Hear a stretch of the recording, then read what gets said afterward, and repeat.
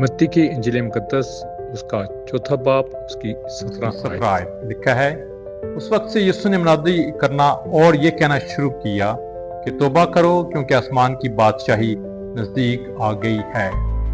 बादशाही जो है उसके अंदर खुदा लोगों को बुलाता है, लेकिन बादशाही के अंदर जो है वो गुलामों को नहीं बुला रहा, वो किसी भी तौर पर गुलाम इकट्ठे नहीं कर रहा।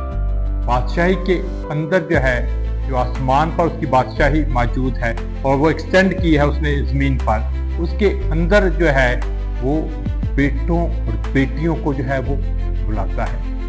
कलाम मुकद्दस के अंदर एक जो है कहानी है जहाँ पर कलाम कहता है कि मुसरफ जो है अपने बाप के घर को छोड़कर चला जाता है, और जब मुसरफ जो है वापस आना चाहता है तो गुलाम बनकर वापस आना चाहता है, नौकर बनकर वापस आना चाहता है। और जब वो वापस पहुंचता है तो किसी भी तौर पर बाप को ये मंजूर नहीं है कि वो नौकर बने और गुलाम बने। मैंने पहले ही कहा है, खुदा अपनी बादशाही के अंदर जो है नौकरों और गुलामों की बात नहीं कर रहा।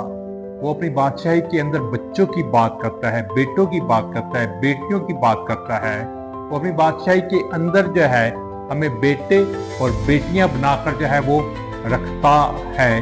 कलाम मुकद्दस के मुताबिक जब मुसरफ वापस आया है तो बाप ने ये नहीं कहा ठीक है तू गुलाम रहना, तूने जो कुछ किया है तो यही तेरे साथ होना चाहिए कि तू गुलाम बने। नहीं, उसे बतौर बेटा जो है, बतौर जो है खानदान का रुकन जो है, उससे वापस जो है वो लिया है। क्या ही कमाल जो है वो खुदा है, क्या ही कमाल मेरा और आपका जो है वो बाप है, जो यीशु मसीह के नाम की कुदरत में हमें आसमान की बादशाही में जो है वो दाखिल करता है। उसको पारे के सबब से फिर हमें नौकर नहीं कहता, हमें गुलाम नहीं कहता, हमें कमतर नहीं कहता, बल्कि हमें बेटे और बेटियां जो है वो बना लेता है।